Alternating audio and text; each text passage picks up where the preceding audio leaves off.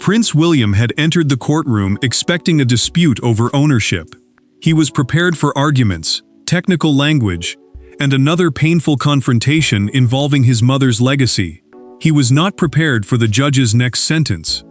As a sealed evidence file was opened, the court confirmed that Meghan had privately retained personal documents belonging to Diana, letters, handwritten reflections, and family records William had believed were safely protected. The prince did not move. He simply stared forward. Before we go deeper into what this really means for the royal family, make sure to subscribe so you don't miss a single update. The silence hardened around him. The Royal Division of the High Court, a specialist branch handling disputes over private rights, estates, and protected records, had called the emergency hearing after archival inventory numbers surfaced in a confidential submission concerning property Meghan transported away from Britain. The judge stated that she had concealed and retained Diana's documents without informing William, Harry, the Spencer family, or the administrators guarding the late princess's private archive. The clerk began reading the evidence schedule. William's fingers closed around the table as correspondence, diary extracts, private photographs, charitable notes, and family records were named. His solicitor leaned closer and whispered, "Sir," but he gave no answer. Then came the line that broke his composure, a handwritten letter addressed to "My boys." His face changed, not loudly or dramatically, but enough for everyone nearby to understand this was no ordinary custody dispute. Harry's absence felt heavier than the courtroom. William felt anger toward Meghan, yet beneath it sat something more painful, the fear that their mother's words had become another weapon inside a family already divided by distance and accusation. Diana had written for both sons, and now one brother was hearing about those words in court, while the other remained far away. The evidence grew darker. A sealed envelope carried Diana's instruction that it should be opened only when both sons were present. A dated transfer record showed Meghan received the material during a private visit to a storage room, then failed to return it after 2 formal requests. The judge removed his glasses, placed a red-marked inventory on the bench, and declared that the court viewed the concealment as deliberate. William lowered his eyes. At the bottom of the transfer record, one name appeared repeatedly, the signature of a former palace aide who had worked closely with Meghan and Harry. Someone inside had opened the door. William had just learned that part of his mother's private voice had been hidden from him, but the greater shock would come when he discovered who had opened the door and why Meghan believed the papers belonged in her hands. The court described the discovery as an issue of possession, disclosure, and legal responsibility. For William, Harry, and Meghan, it was never that simple. Diana's papers were not ordinary records. They carried the voice of a mother whose death had defined 2 childhoods and shaped 2 very different men. Now, those private words stood between brothers already separated by distance, accusation, and years of silence, and Meghan was positioned at the center of the fracture. William had spent years guarding Diana's memory from commercial use, public distortion, and attempts to turn grief into spectacle. To him, the papers were emotional inheritance, not royal property. The private archive, a protected collection of letters, notes, and family records, mattered because some pages had been written for her sons alone, beyond palace strategy or public debate. Meghan saw the same documents through Harry's pain. He had spoken in a recorded interview about feeling unable to protect his mother, and she believed Diana's words might explain the wounds behind his departure from royal life. For her, access meant protection. For William, secrecy meant theft. That difference turned one collection into a moral battlefield. William entered a consultation room and studied a photocopy of Diana's handwriting. Anger held his face for several seconds, then sorrow replaced it. He told his solicitor that the hearing made him feel as though part of his mother had been taken from him twice, first by death, then by concealment. The lawyer said nothing because no legal answer could soften that truth. Harry faced breaking point during a recorded call with his lawyer. He asked whether Meghan knew requests had been made for the documents. A pause followed. Then came the answer. Yes, she had been informed. Harry lowered his voice, because defending his wife seemed to require rejecting evidence tied to his mother. Meghan's written legal statement offered her justification. She said she feared the papers would be reclassified, restricted, or selectively interpreted before Harry could examine them. Yet the inventory carried one detail that struck him hardest: a draft letter Diana wrote after a difficult conversation with her eldest son. He remembered the evening. He had never known she recorded what followed. Meghan received a court update confirming the inventory had been admitted into evidence. She placed her phone face down, walked toward a locked cabinet, and stopped beside it without opening the door. Court records then exposed another link. The former palace aide had arranged a private meeting with her shortly before the Sussexes' final royal engagement. The conflict had now become painfully personal, but the trail did not begin in a courtroom. It began years earlier, during one private meeting that quietly transformed suspicion into irreversible action.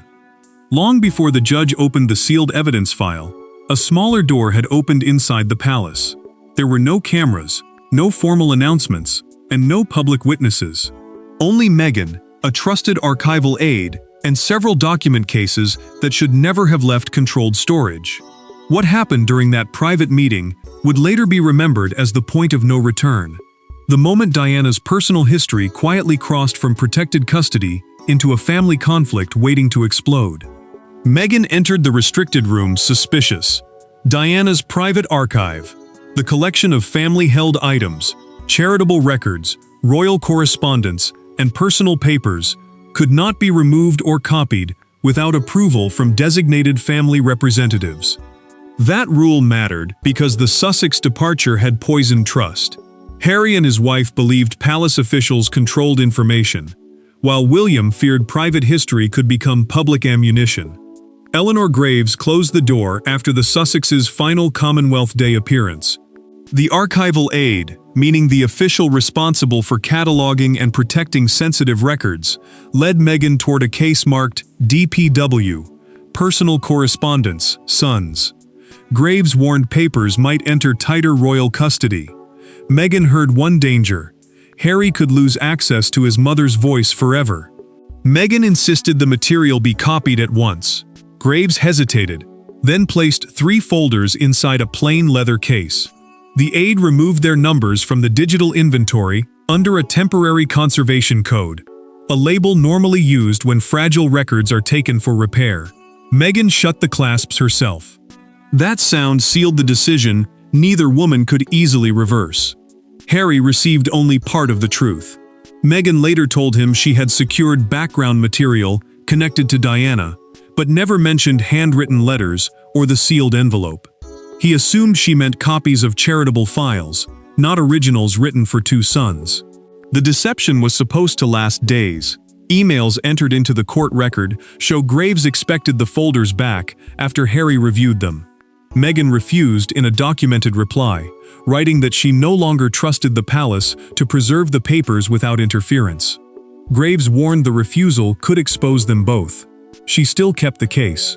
William came close to finding out. 2 weeks later, while preparing a memorial statement, he requested one missing letter. Staff told him it had been moved for restoration.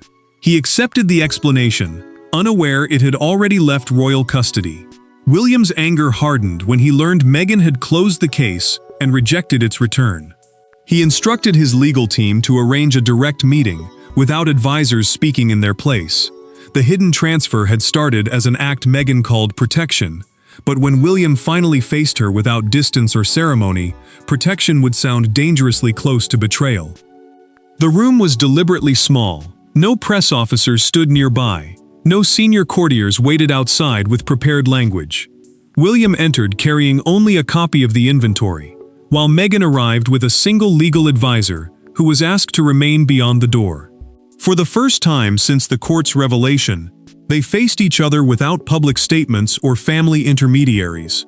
The silence lasted several seconds. Then William placed Diana's letter list on the table. William had demanded this meeting after the judge described the concealment as deliberate. The secure legal chamber, a room beside the courthouse used for sensitive negotiations, offered no audience and no escape. Both sides had agreed there would be no recordings, aids, or prepared statements. They had one purpose: decide whether the documents would be returned before the court imposed an order. William leaned forward and asked why she believed she had authority over words written by his mother. Meghan answered that she had been protecting Harry.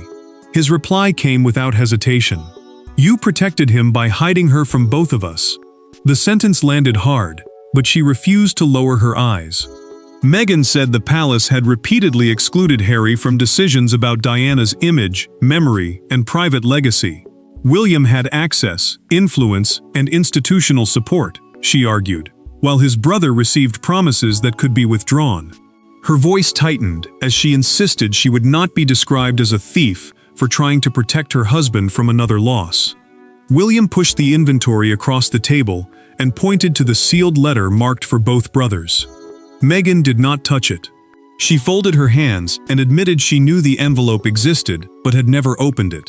Then she revealed, through a statement recorded for the legal file, that one diary extract had been digitally scanned before storage. The air changed. Meghan refused to identify who held the copy until Harry received independent legal protection. She also acknowledged that he had never explicitly authorized the originals to be retained. William stared at her, anger giving way to disbelief. His brother had not merely been absent, he had been kept outside the truth. William stood and pulled back his chair. He said arguments about the monarchy were political, but taking Diana's private words crossed a boundary no family grievance could excuse. Before Meghan answered, a court official entered. The Crown's archival trustees, a panel legally responsible for protecting sensitive royal records, had filed an emergency application for every original and copy. The confrontation exposed Meghan's reasoning and William's pain, but neither of them would decide what happened next. The power was shifting toward those who controlled Diana's archive in law, not merely in memory. William was a son defending his mother. Meghan was a wife claiming she had protected her husband. Yet behind both stood a quieter authority with the power to remove the decision from their hands entirely. The Royal Archival Trust did not speak through emotional interviews or public accusations. It acted through sealed orders, custody rules, and signatures. By the afternoon, its chair had arrived at court, carrying a proposal that could strip both sides of control. Charles received the recommendation alone. The Royal Archival Trust, a fictional body charged with preserving sensitive family documents of historical importance, could claim temporary custody when ownership was disputed or when records risked alteration, destruction, or unauthorized release. Meghan's admission that a diary page had been scanned created exactly that danger, because one uncontrolled copy could escape every future order. King Charles read the trustee's memorandum in his private study. He reached the paragraph naming Diana, set the pages down, and stared toward the window before telling his secretary that the institution must not deepen his son's grief. Supporting William could look like punishment aimed at Harry and Meghan. Resisting the panel could make the monarch appear willing to leave his former wife's private words outside secure protection. Dame Helena Ashford arrived with more than legal authority. The panel chair had once worked with Diana's charitable office, and in a documented account, prepared for the court, she recalled the princess fearing that private letters might someday be used to divide her sons. Ashford then produced a restricted memorandum, a written instruction withheld from public access, in which Diana requested that deeply personal material involving William and Harry never be released, transferred, or interpreted unless both brothers were informed. Charles met Ashford without advisors. She placed the instruction before him and explained that neutral custody would protect both sons without declaring either side morally victorious. The king uncapped a fountain pen, paused above the final line, and signed the authorization. "Neither son should win by losing the other," he said, his voice low but final. The court moved quickly. Meghan was ordered to disclose the original's location, identify every copy, and surrender related devices for independent examination. William was also barred from taking private possession until the review ended. The ruling protected him, but it also denied him the comfort of bringing his mother's words home. No signature could guarantee the collection remained whole. Hours later, The recovery team opened the secured case Meghan had identified. One expected folder was missing. The trustees had taken control of the battle, yet their first recovery uncovered something more dangerous than concealment. The collection returned incomplete, and everyone now had to explain where the missing pages had gone. The leather case was opened under court supervision. Each folder was removed, photographed, and matched against the inventory William had heard read aloud. The letters were there. The photographs were there. Even the sealed envelope addressed to Diana's sons remained unopened. But the final compartment held only an empty protective sleeve. The diary extract Meghan admitted scanning was missing, and the absence transformed a painful custody dispute into a crisis with consequences far beyond one courtroom. The discovery struck every side at once. Independent archivists examined the surrendered case inside a secure evidence facility, a protected location where disputed material could be catalogued without interference. Each item received a number, while representatives for William, Meghan, the trustees, and the Spencer family watched remotely. The missing entry covered several handwritten diary pages in which Diana had reflected on her sons, royal pressure, and the future handling of her personal story. Meghan received the recovery report and turned pale. She asked her solicitor to read the missing item number again, then insisted the original pages had been inside the case when it entered storage. Her certainty sounded fierce, but fear had entered her voice. If the pages were gone, her claim of protection had collapsed into something she could no longer control. William left the courtroom corridor and entered a consultation room. He closed the door, pressed both hands against the table, and said his mother's private thoughts might now be circulating beyond anyone's reach. The prince was no longer fighting only for custody. He was fighting against exposure, distortion, and the possibility that Diana's most vulnerable words could be used against both sons. Digital evidence deepened the danger.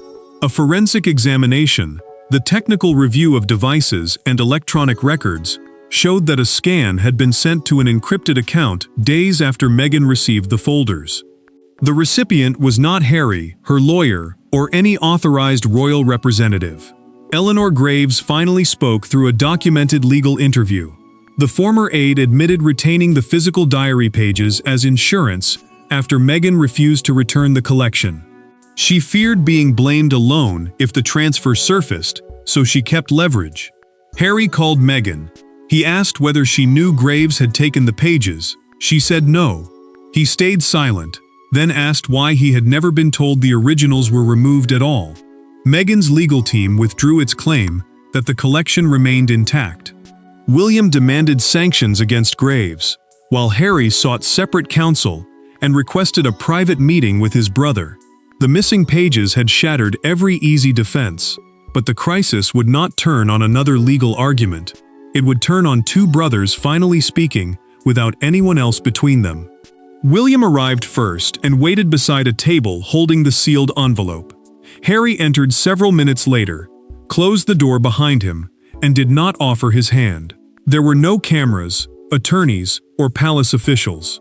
Only two brothers, an unopened message from their mother, and years of anger neither had managed to escape. For once, the monarchy had no voice in the room. Diana's sons had to decide whether they still had one together. The trustees approved the meeting under strict confidentiality, meaning every word inside would remain private. Diana's instruction required them to be present before the envelope could be opened. The condition mattered because William and Harry had spent years arguing over who understood their mother, who protected her memory, and who repeated the failures surrounding her. Harry spoke first. He admitted Meghan believed she was shielding him from another loss, but accepted that he should have known what she possessed. His voice stayed low as he told William that pain could explain fear, but not justify hiding their mother's words. William listened silently. Then the prince confessed that he had sometimes treated Diana's legacy as something only he could protect. He acknowledged that Harry's distance from royal institutions did not make him less entitled to Diana's thoughts. The admission was not an apology for everything, but it broke something hard. William reached for the envelope. He broke the seal, removed a handwritten letter, and placed it between them instead of keeping it on his side.